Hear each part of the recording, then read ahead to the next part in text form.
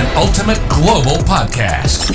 Hello, and welcome to our special weekly podcast on trending international and social affairs. You're listening to Saurabh Kora and George Mavros from Sydney.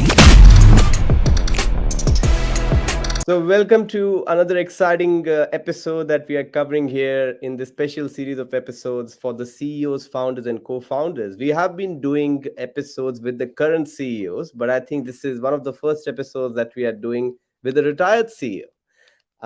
And he's the retired CEO from Elearningforce International, which he founded around 20 years ago. The name of the company got changed quite a number of times after that, and that got changed to LMS 365 quite recently, where I'm working now. And we got connected on LinkedIn. I wanted to invite him because I'm a part of that company. A lot of the employees might not be knowing about how this company was actually founded and what was the thought behind founding a company like this. Because Bjarne was actually a dentist, Yeah, and he suddenly thought one day that I think I should launch a tech company. So, Bjarne, generally we don't introduce our guests. We want you to introduce yourself to our people. So tell us a bit about how did you decide of moving from being a dentist to starting a tech company? yeah, it sounds a bit strange. I know that. Well, I'll try to make it short. In the 1997, I was diagnosed with a condition called essential tremor, making my hands shake. So I didn't like to be a dentist anymore. I was living the sweet life with a very, very good dentist clinic, but then suddenly I had to do some changes. So I went to university and took a couple of master degrees in e-learning and education e-learning. So started my new life being employed by the Danish business colleges, and where I was put in charge of e-learning. So I have to go to look for a LMS system. And at that point of time, the only existing almost usable LMS was Blackboard. So I introduced Blackboard to all colleges in Denmark, and it was a giving period for me because it was a new way of living, uh, but very exciting, traveling around to all the colleges and trying to teach the teachers how to use e-learning. And they were not happy about it, I can tell you. But we had some progress, and during this period, uh, I got a lot of ideas for what was missing in Blackboard, what was good and what was bad. So I started to put down ideas what I wanted from a perfect LMS, and then I actually produced one called Joomla LMS. I think it's still online. Uh, and this Joomla LMS, based on an open source system, Joomla, got quite popular. So at a Danish conference, Microsoft guy saw this system, called me the next day and asked me if I could do it to SharePoint because there was nothing for SharePoint. Then I spent a couple of years, yeah, mock up, producing, coding, and had my SharePoint LMS 1.0, and you won't believe how much interest this LMS got from Microsoft all over the world. Uh, we were invited to Redmond to show the big bosses the LMSs, and they were quite happy. And then the next problem was that I was working only with my good friend Paul and Drinker, and it was quite a hard work being being lonely, and it was it was not it was not possible to go on because also of the money situation. So we got an investor, and then we formed Elearningforce International. We got a break from selling to Harvard Business School, and when the other customers saw this great name, they even came online in Danish television to tell about the company. So then things started to rolling, and we got a lot of new customers all over the world. After reaching to the highest companies, Coca-Cola and so on, using maybe more than 200,000 online users, SharePoint had limitations, and we have a lot of problems with SharePoint. So Freddie Bang and Paul and Drink and myself, we decided we need to go in another direction, and then we started up doing LMS 365 on cloud. Uh, what to say more? So was there any challenge, Bjarne? Any challenges that you faced, not from the technical point of view, but when you were kind of building that idea together, was there any challenge that you faced, or was there any time when you kind of asked yourself twice that whether you are in the right direction or not, or because you were a dentist, and you change your profession completely. That was a complete 180-degree shift of a different profession at that point of time. So was there any challenge in that way that you faced? Yeah, but you need to remember when I really didn't have a choice. I have to stop as a dentist because of my hands trembling. So Mhm. so I think the message to other guys that have to change their career, they have you have to do something, and then choose what you think is the best for you, and then keep focusing on it. That's a message, I think, because it was very hard work, but I think we succeeded finally. Yep. Yeah, So what you're saying is primarily, whenever you are kind of changing a direction as well, you should have the self belief, and the dedication to kind of put right efforts in that direction and continue doing that consistently, yeah, isn't it? yeah, exactly. Because everything might be looking dark at some point of time, but there's light ahead. I think so. Of course. I want to bring in George as well in this discussion. So, George, do you have any questions for our special guest from Denmark today? When you went to start your new business, that which was basically forced upon you, what caused you to go down that? What caused you to choose that as your business venture? Why did you choose that as your business venture? I chose it because last 3-4 years working as a dentist, I actually produced a dentist administration program, and I think I found it even more funny coding that being than being a dentist. So I could just see that that was a possibility for me when stopping working as a dentist. So Right. that's why I focused on the coding stuff. Okay. And so what we've got again, Sarab, for anybody watching this, is another example of what I say to people: reality just is. What you get from it is how you react to it. So Exactly. you could have collapsed and said, "Oh my God, my career's over," but you didn't do that. You said, "Okay, where do I go from here?" And the the reason why we interview CEOs and retired CEOs is for people to understand it's not just about adversity. Reality is always going to happen. Things are going to happen, good, bad, indifferent. Yeah, yeah, yeah. You can't change what's happening. What Oh, you can always manage, though, is your reactions to it. exactly. Yeah. And that's my message to you guys. Stay focused. Try to find something interesting and then try it.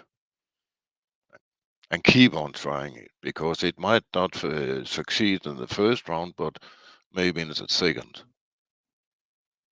That's my advice. So when you from the time you started, um, at what level did you take the company to? You mean when I left the state? When Yes. I left, Yes. well, I was working alone, and we were Paul and Drinker and Billy Soft helped me doing the coding. We were two people at the start, and I think when we left, we were around 50. And Cosmos all over the world, and all stuff looking very good, but. I think that at that point of time, I think it's 5 years ago, it was going more and more technical, and then I didn't think it was fun anymore. So that's why I decided to sell my shares. Right. The cloud was actually quite new at that time, and there was so much new stuff happening.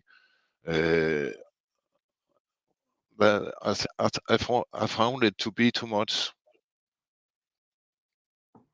That's So why it stopped being fun and it started being like hard work. yeah, but we always have the culture in Elearningforce. It needs to be funny to go to work. Correct. We need to have a good time, and if you don't have any fun going to work, then you shouldn't be working there. I And agree. we have always focused on that, and I found it always to be very important. And so when you sold your shares out of that company, what did you do after that? Well, I actually, we went looking for a new place to live outside the city, and found a good spot with a lot of golfing and all. I'm still a rock musician. I've been playing rock music for 40 years. So we have a local rock band now. So golf and rock band, that's what I use my time for right now. It's not a bad way to spend your time. No, it isn't. So, So do you look at LMS 365 now and think about where it is and what it's doing, or once you moved out of it, you let it go? No, I still try to keep up what's going on. Uh, I think it was quite strange leaving the company. I was helping the board with historical stuff for the first 2 years, just being present. If they were looking for any questions I could answer, I would do that.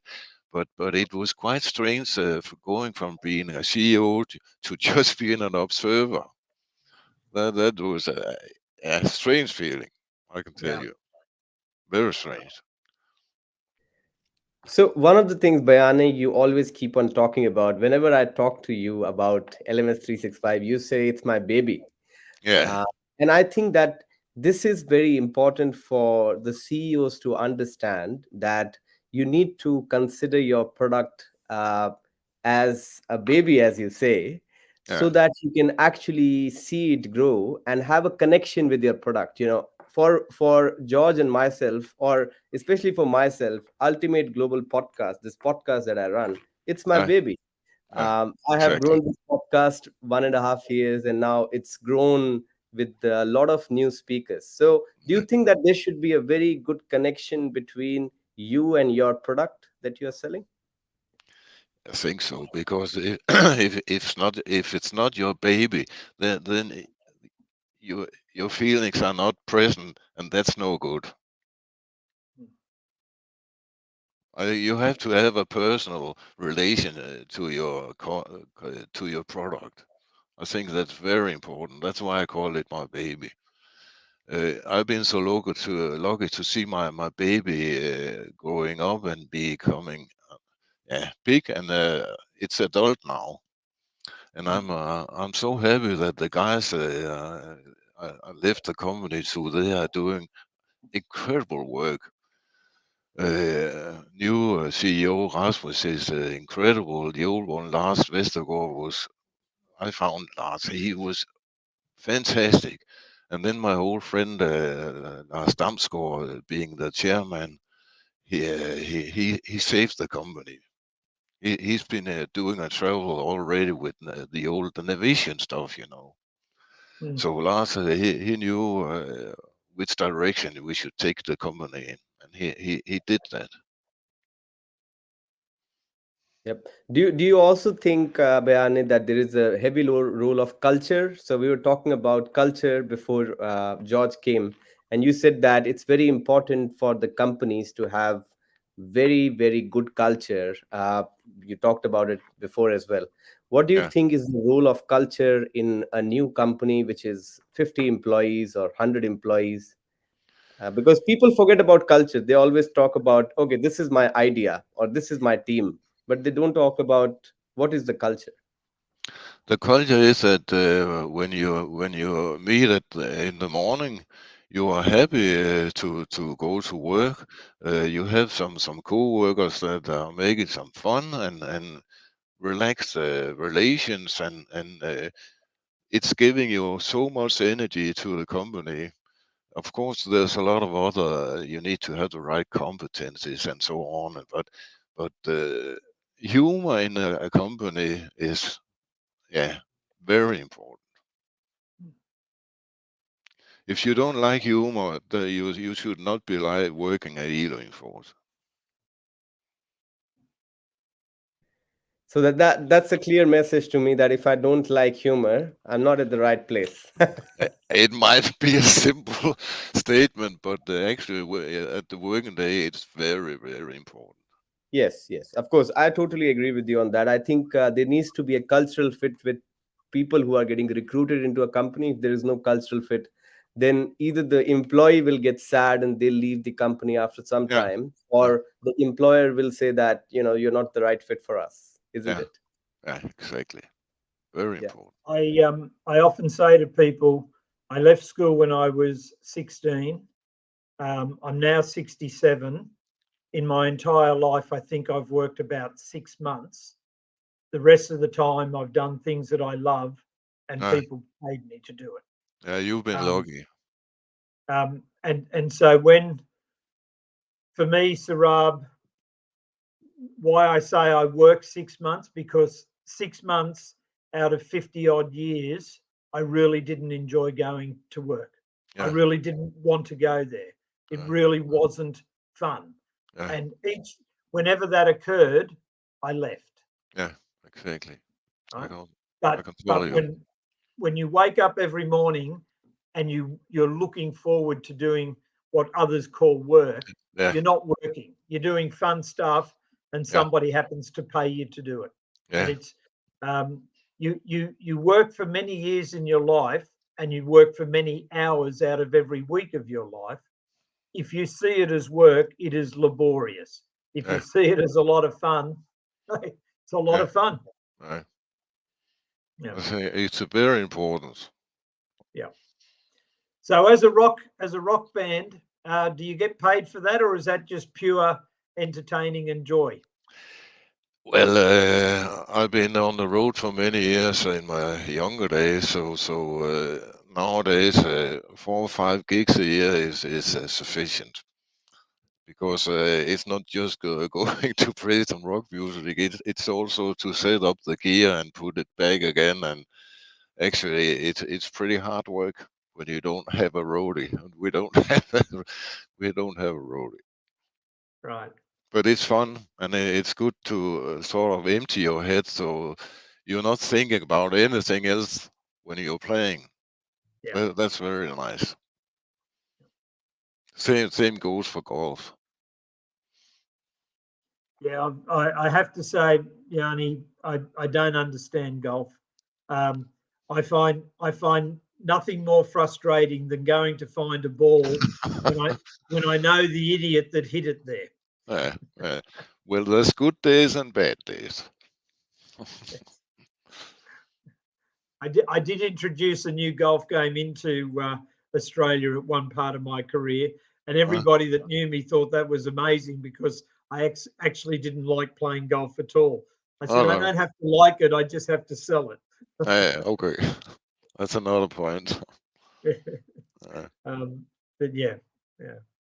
So Bjarne, one of the other things is that you have good relationships with not only people in Denmark, but you also started building relationships from people in other countries. Like you reached out to David Cleland in Australia, you reached out to others in different parts of the world.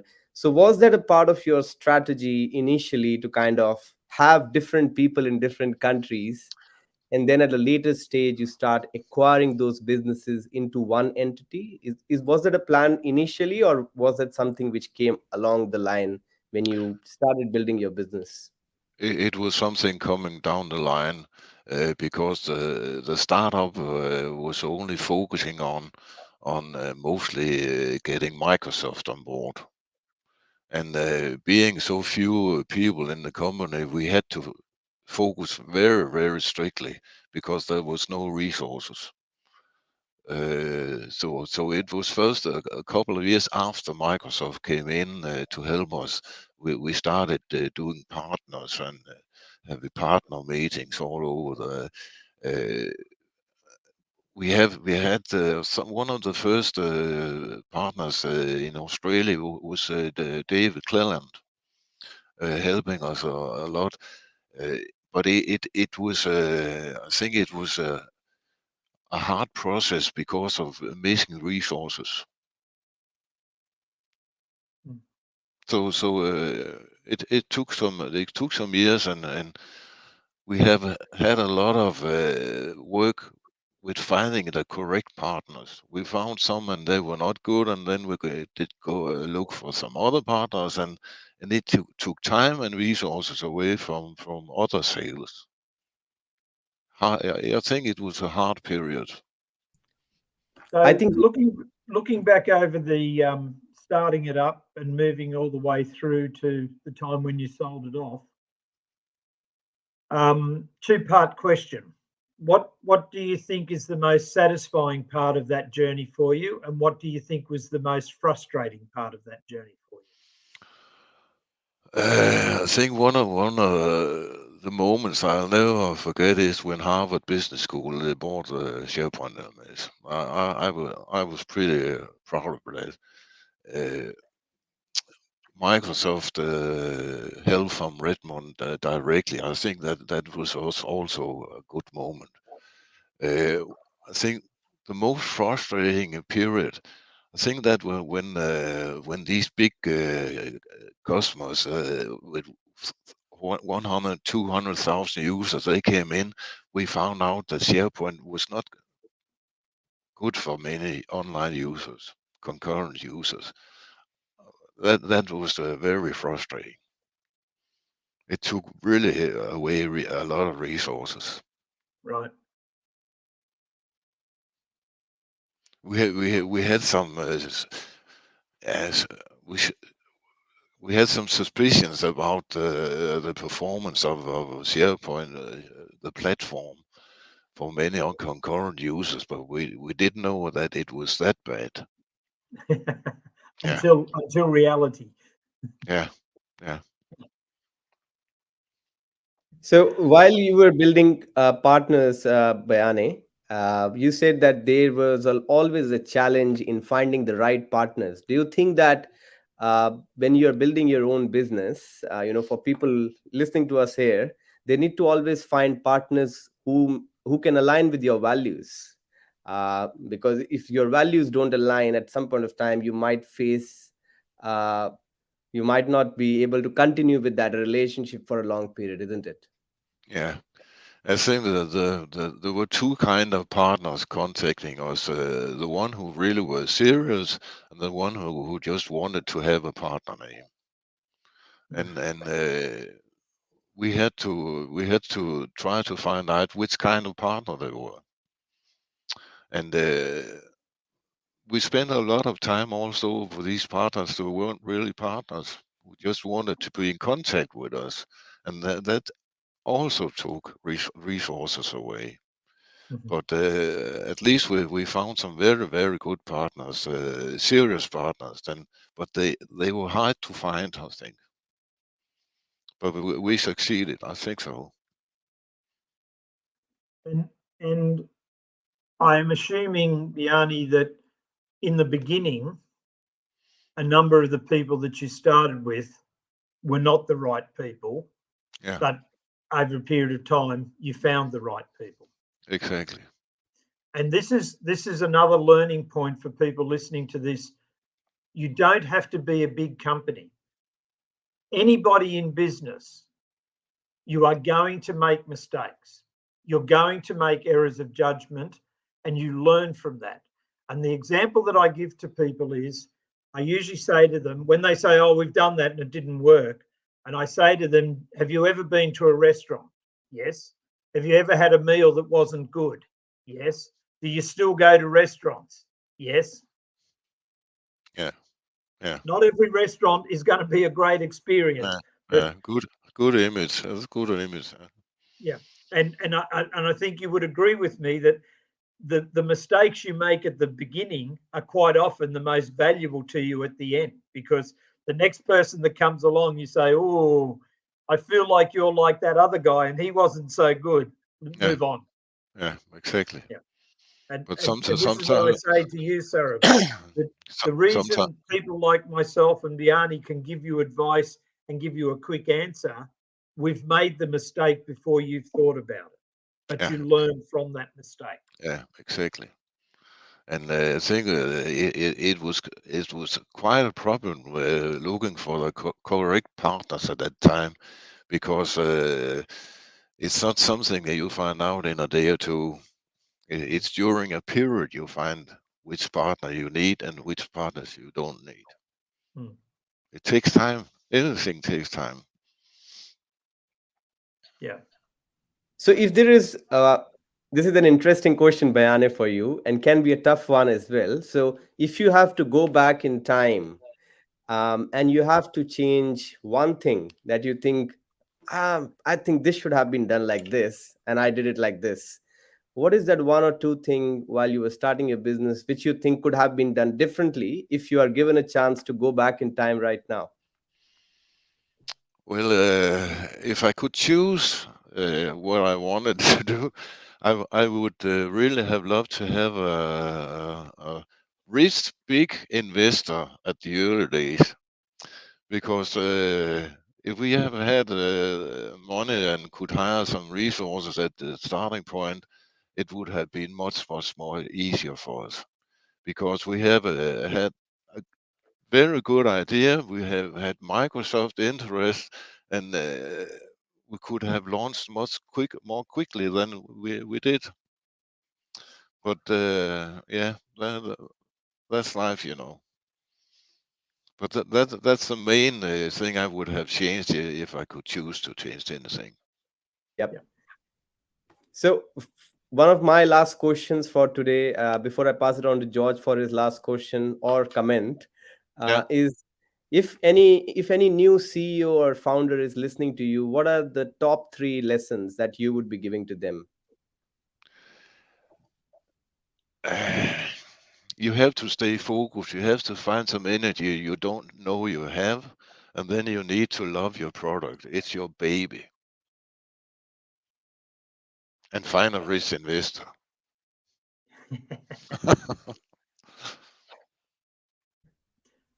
Yeah, I So, think that's all.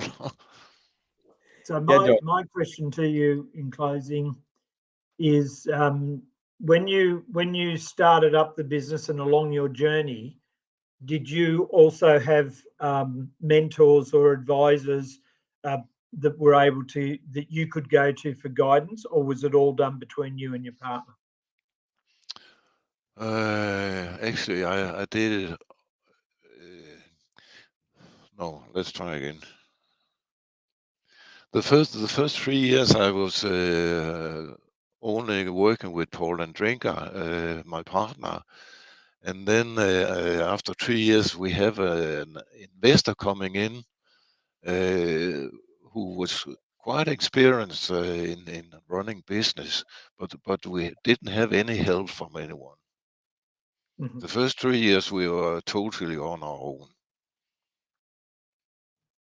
And when that person came in with that extra experience, did that then give you another dynamic to be able to add into the team? Yeah, then it suddenly became a company having an office and a bookkeeper and so on. First 3 years, Paul and I, we had all roles, so it was pretty hard, I think. Yeah. But it was funny, and it was a new life, and we had something we knew was worth working on. We were totally convinced. And then also looking back all these years, I think I'm the only one in the whole world who has invented 3 LMS systems. That's pretty funny by accident, you could say, but it's really 3 different LMSs looking back on. Well, it's yeah, I think we should contact Guinness Book of Records, but no, I won't do it. Well, Well, thank you. Well, thank you so much, Bjarne. I'm really really thankful for you to spend your time today with us on this podcast, and I think you have really built in something which is pretty useful, because I'm selling that product now in Australia and New Zealand along with my team, and I feel that it's of great value to organizations who don't have anything to track their learning progress, and it's phenomenal on how it creates a value for the audience. So I think kudos to you on kind of bringing that to life initially, and then kudos to the rest of the team as well to kind of take it uh, forward from there in the next few years. So thank you so much. You have any final comments before we turn off for today? no, just only one statement that I'm so happy that my baby was taken over by the existing guys at the company. They are doing a fantastic job. So thank you very much to all these guys. Very good. Perfect. Lovely to have met you, and thank you for sharing your time with us. This is an ultimate global podcast. Hello, and welcome to our special weekly podcast on trending international and social affairs. You're listening to Saurabh Kora and George Mavros from Sydney.